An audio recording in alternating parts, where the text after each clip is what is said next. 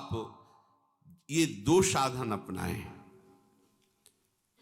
पहला लक्ष्य तो आराध्य देव, इस दूसरे में दो साधन, जहां जहां मन जाए वहां से हटाकर अपने लक्ष्य में लगाना, या जहां जहां मन जाए वहीं वहीं आराध्य देव की भावना कर लेना, बस बात बन जाएगी। आराध्य देव की भावना, मेरे प्रभु है, ये भी मेरे प्रभु है। ये जो वस्तु सामने दिखाई दी, ये पहले नहीं थी, प्रभु ही थे। ये बाद में भी नहीं रहेगी, प्रभु ही रहेंगे। बीच में इस वस्तु के रूप में प्रभु ही हैं। मेरी दृष्टि काम नहीं कर रही, ठीक नहीं देख पा रही, पर हैं प्रभु ही। ऐसा शास्त्र कहते हैं, ऐसा सदगुरुदेव कहते हैं, ऐसा आचार्य कहते हैं। साधक प्रातः काल जब उठे तो गुरुदेव को प्रणाम करके निश्चय करे कि आज हम पूरा का पूरा समय आराध्य देव में लगाने की चेष्टा करेंगे। जो पूर्व में हमसे त्रुटियां हुई हैं उनको आज नहीं करेंगे, अब नहीं करेंगे, ऐसी बात नहीं। हमें वर्तमान को संभालना है, तभी आपके अंदर सामर्थ्य आएगी। आज से कभी नहीं करेंगे तो आप हो सकता है न चल पाए, क्योंकि आप में इतनी संकल्प पवित्र बुद्धि नहीं है, इतना जोर का संकल्प नहीं है कि आपने कह दिया कि आज के बाद नहीं करेंगे तो ये भीष्म प्रतिज्ञा हो गई। आप में नहीं है ऐसी सामर्थ्य। यद्यपि आप सामर्थ्यवान हैं, पर अपनी सामर्थ्य को भूल चुके हैं। तो क्या करें? हम मन के ऊपर बोझा ना डालें कि आज के बाद कभी नहीं करेंगे। हम आज का नियम लेते हैं कि आज प्रातःकालीन गुरुदेव को प्रणाम करके हम ये नियम लेते हैं कि आज शयन तक हमसे कोई भी जो पीछे त्रुटियां हुई वो नहीं होने देंगे। पूरा का पूरा समय भगवत चिंतन करते हुए ही हम कार्य करेंगे। जो भी व्यवहार करेंगे वो अपने प्रभु के लिए करेंगे। ठीक, अगर रात्रि में शयन करते समय हम पुनः इसका चिंतन करें कि जो हमने प्रातःकालीन नियम लिया था उसमें कितनी त्रुटि हुई, ये करना ही चाहिए उपासक को। ओह, आज तो इतना समय चूक हो गई, तो चिंतन करते हुए शयन करें, प्रातःकालीन फिर नियम ले। जो कल त्रुटि हुई थी वो आज नहीं हो। एक दिन साधक देखेगा कि उसका मन असाधन रहित हो गया है, त्रुटि रहित हो गया है। पर आपको जांच करनी होगी, रोज का रोज आपको जांच करनी होगी, रोज का रोज आपको नियम लेना होगा, सुधार करना होगा। ये प्रारंभिक साधन की बात है। तीसरी बात कह रहे हैं, मन को वश में करने के लिए नाम जप सर्व सामर्थ्यशाली साधन है। लक्ष्य श्यामा श्याम, जहां जहां मन जाए वहां वहां से हटाकर लक्ष्य में श्यामा श्याम में लगाना, या जहां जहां मन जाए वहां श्यामा श्याम को देखने की भावना करना। प्रातः काल से शयन काल तक की दिनचर्या को जांच करके उसमें त्रुटियों को निकालना। अब ये निश्चय कर लेना कि नाम हमारा जीवन है। ये बहुत बड़ी बात। जो चाहत है नित्य सुख अरु मन को विश्राम, हित ध्रुव हित सो भजत रहू, पल पल श्यामा श्याम श्यामा श्याम। मन चंचलता रहित हो जाएगा, नित्य सुख का अनुभव प्रकट हो जाएगा। आपको आवश्यकता है प्रतिपल श्यामा श्याम श्यामा श्याम। राधा वल्लभ श्री हरिवंश, राधा वल्लभ श्री हरिवंश। नाम जप सर्वश्रेष्ठ महामहिम भगवत प्राप्ति का, मन को शांत करने का, समस्त कामनाओं की पूर्ति का अचूक उपाय है। अचूक। आपको विश्वास करना होगा,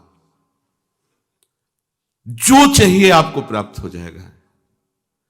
ये 4 दिन की उकताहट वाला भाव मत रखिए, हमको तो इतने दिन हो गए करते हुए अभी कोई लाभ नहीं। दवा चल रही है, अमोघ औषधि है।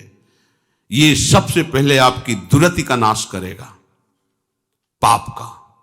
फिर ये पाप की प्रवृत्ति का नाश करेगा, जहां से पाप पैदा होता है।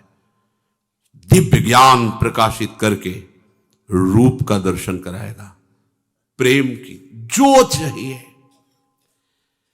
जिसने बात समझ ली हृदय से कि मन को वश में करने के लिए सबसे बड़ी अचूक साधना नाम है।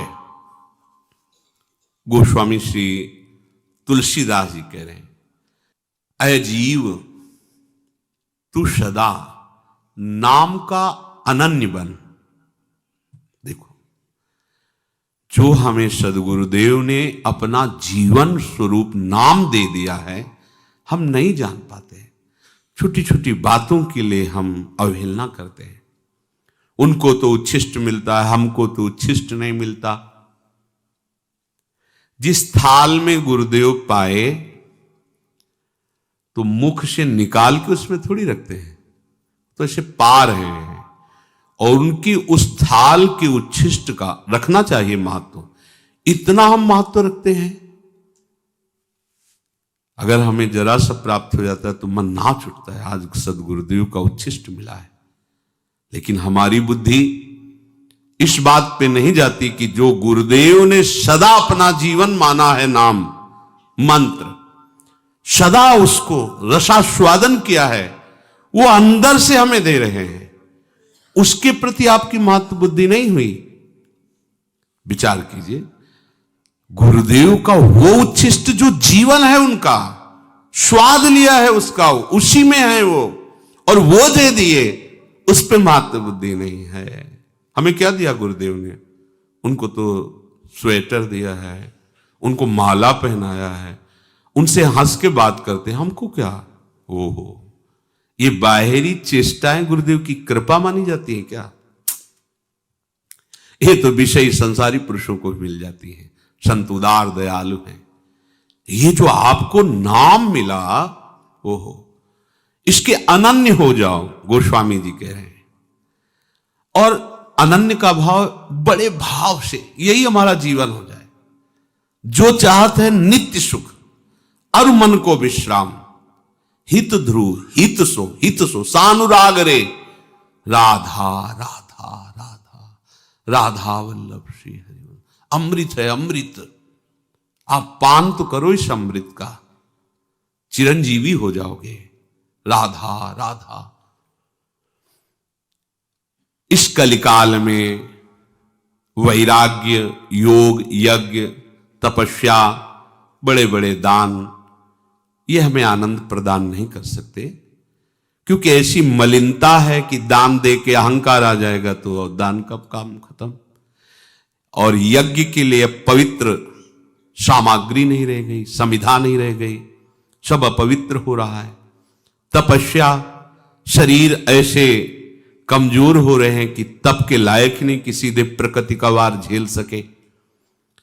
और योग तो बहुत ही कठिन है। 8 घंटे 10 घंटे सिद्धासन में बैठे हुए और पद्मासन लगाए हुए आराध्य देव के चिंतन में डूब, बड़ा कठिन है। यहां 30 मिनट एक स्थिति में तो बैठा नहीं जाता है, हिलाना डुलना।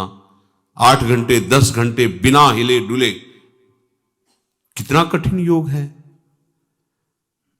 प्राणों को वश में करके, शरीर को वश में करके, इंद्रियों को वश में करके, चित्त की वृत्ति का निरोध करके परमात्म चिंतन, कितना कठिन। और वैराग्य, अब कैसा वैराग्य है?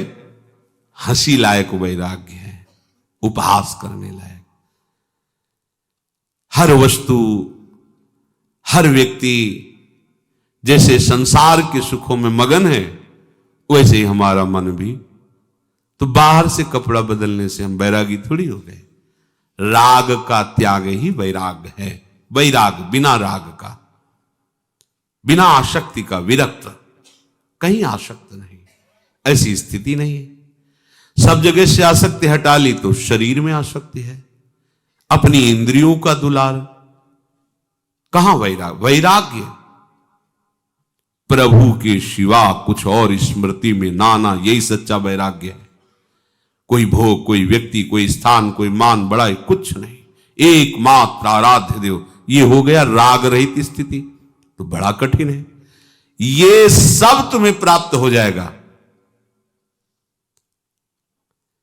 ये अलग अलग करके निर्वाह करना कलिकाल है, बड़ा कठिन है, लेकिन इनका जो फल है वो सब तुम्हें प्राप्त हो जाएगा, एकमात्र केवल नाम का आश्रय लेने से, नाम का स्मरण करने से। शास्त्रों में दो बातें बताई गई, एक विधि और एक निषेध। ये करना है और ये नहीं करना है। कितना पढ़ोगे शास्त्र? गोस्वामी जी कह रहे हैं हम तुम्हें दो शब्दों में बता देते हैं। मेरी अनुभूति और सम्मति, प्रभु का स्मरण करना सब विधियों का परम विधि है। नाम जप रहे हो, पूरा विधि से चल रहे हो आप, और प्रभु का नाम भूल गए, सबसे बड़ी निषिद्ध बात हो गई। दो बातों में बांध दिया। विधि श्यामा श्याम का स्मरण, अब और कोई विधि हमें जानने की जरूरत नहीं। निषेध, श्यामा श्याम को भूल गए, इससे बड़ा कोई निषेध नहीं। श्यामा श्याम को भूल जाना सबसे बड़ा निषेध काम हो गया हमारे द्वारा। गुरु के वचनों की अवहेलना, शास्त्र की अवहेलना हमसे हो गई, क्योंकि हम प्रभु को भूल गए। जिस क्षण सबसे बड़ा निषिद्ध कार्य हो गया। गोस्वामी जी कह रहे हैं कि जो नाम है ये महामणि है, और ये जो संसार है ये सांप है। अगर ये कुछ भी तुम्हें सुख दिखाई दे रहा है इसमें, तो उसी आनंद समुद्र के एक अंश का है, और उस सुख का परम सुख नाम, उसको ले लो, संसार से अलग कर लो। जैसे सांप से मणि अलग कर लो तो फण पटक कर मर जाएगा, ऐसे ही तुम नाम शुरू करो, ये संसार मर जाएगा। तुम्हारे चित्त में जो संसार बसा हुआ है ये मर जाएगा। तुम्हारा मन जो विषयों में फंसा हुआ है ये मर जाएगा। मन मारिया तन बस में कीन्हा, हुआ भरम सब दूर। बाहर से कछ दिखत नाही, अंदर चमके नूर। आपो त्याग जगत में बैठे, नहीं किसी से काम। उनमें तो कछु अंतर नाही, संत कहो चाहे राम। वो हो गया, भगवत स्वरूप हो गया। जैसे मणि ले लेने पर सांप जिंदा नहीं रह सकता, ऐसे नाम रूपी मणि संसार में अपने पास तुम ले लो तो संसार जिंदा नहीं रहेगा, अर्थात संसार संसार नहीं रह जाएगा, ये भगवत स्वरूप हो जाएगा। ये जो हमें जन्म जन्मांतर से भटकाना, आकर्षित करके विषयों में गिराना, ये इसकी अब सामर्थ्य नहीं रह जाएगी, क्योंकि नाम रूपी मणि हमारे पास है। ये जो नाम, ये कल्प तरु है, जो चाहोगे प्राप्त हो जाएगा। अर्थ, धर्म, काम, मोक्ष, चारों फल प्रदान करने में समर्थ है नाम। वेद पुराण, बड़े बड़े विद्वान और भगवान शंकर जी भी साक्षी हैं इस बात के। ये नाम सर्व समर्थ है, जो चाहोगे प्राप्त हो जाएगा। और अगर ये चाह नहीं रही अर्थ, धर्म, काम, मोक्ष की, तो प्रेम पदार्थ भर देगा आपके हृदय में नाम। भगवत प्रेम जो अत्यंत दुर्लभ है, ये प्राप्त हो जाएगा। और साधन करते हो, नाम जप नहीं करते हो, नाम उच्चारण नहीं करते हो, तो गोस्वामी जी कह रहे हैं कि मेरी बात मान लेना, तुम इस कर्म प्रपंच से, माया के आकर्षण से बच नहीं सकते। गोस्वामी जी का अनुभव है। राम राम राम जीह, जो लो तू न जपी है, तो लो तू कहूं जाए, तिहूं ताप तपी है। सुरसरी तीर बिनु नीर दुख पाई है। सुर तरु तरे तो ही दारिद सताई है। जागत बागत सपने न सुख सोई है, जन्म जन्म जुग जुग जग रोई है। छूटी बे के जतन विशेष बांध जाएगो, हुए है विष भोजन जो सुधा सानि खाएगो। तुलसी तिलोक तिहु काल तो से दीन को, राम नाम ही की गति जैसे जलमीन को। राम नाम ही की गति जैसे जलमीन को। गोस्वामी जी कह रहे हैं, जब तक तू जीभ से नाम जप नहीं करेगा तो मेरी बात मान लेना, तब तक तू कहीं भी किसी भी तीर्थ में कहीं भी भाग कर जा, ये दैहिक दैविक भौतिक ताप तुझे बख्शेंगे नहीं, जलाएंगे, जलना पड़ेगा तुझे। देखो परम धाम में रह रहे हो, प्रिया प्रीतम कहा निज महल, हालत क्या है देख लो हृदय की। तो बात क्या हुई, रसिक शिरोमणों की आज्ञा का हम पालन नहीं कर रहे। वृंदावन बस गई तो नो बड़ो सयान, जुगल चरण के भजन बिन निमिष न दीजे जान। पलक झपकने के समय को भी नाम से विमुख नहीं जाने देंगे। अब आप देखो गोस्वामी जी कह रहे भाग, कितना भाग, जा भाग के जहां तुझे जाना है, कहीं तुझे शांति नहीं मिलेगी। यदि तू नाम जप नहीं कर रहा तो भाग, किसी के भी पास जा।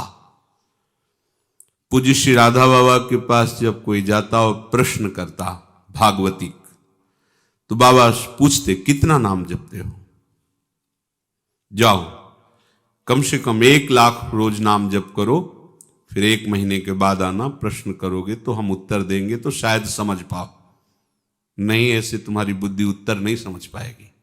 नाम कहीं भी तू भाग के जा, तीनों ताप तुझे बख्शेंगे नहीं, जलाएंगे, यदि नाम जप नहीं कर रहा। और सुन ले, गंगा के समीप जाने पर भी तू बिना पानी के तरस कर मरेगा, तुझे पीने को नहीं मिलेगा। आनंद सिंधु मध्य तो वासा, पानी में मीन पियासी मुझे सुन सुनी आवे हाशी।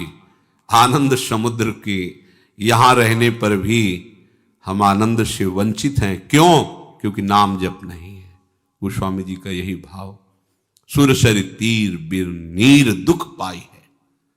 अगर तू सोचेगा कि गंगा जी अंतिम समय हमें मिल जाएंगे, हमारा कल्याण हो जाएगा, तो वहां तक पहुंच नहीं पाओगे।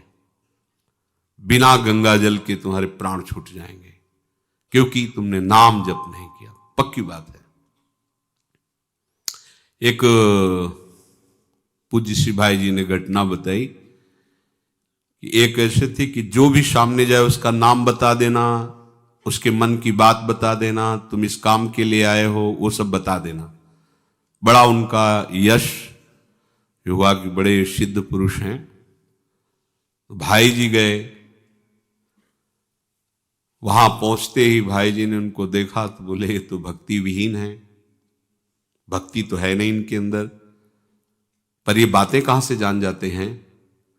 वो पूरी भीड़ के साथ जब व्यवहार सब हो चुका, एकांत हुए, तो भाई जी शादी पोशाक में रहते, धोती कुर्ता चश्मा। तो पहली दृष्टि में तो सबको यही लगता था साधारण एक गृहस्थ आदमी, थोड़ा पवित्र धोती कुर्ता। भाई जी ने कहा 1 मिनट आपसे बात करना चाहते हैं। करिए। बोले नहीं, एकांत में, वो आपके हित के लिए है, अगर हम सबके बीच में करेंगे तो आपका अहित हो जाएगा। तो दृष्टि में जब दृष्टि मिली तो उनका हृदय कांप गया, क्योंकि भागवतिक दृष्टि में एक पावर होता है। एकांत हुए तो उन्होंने कहा, आपको कोई भागवतिक सिद्धि तो है नहीं, फिर आप दूसरे के मन की बात कैसे जान जाते हैं?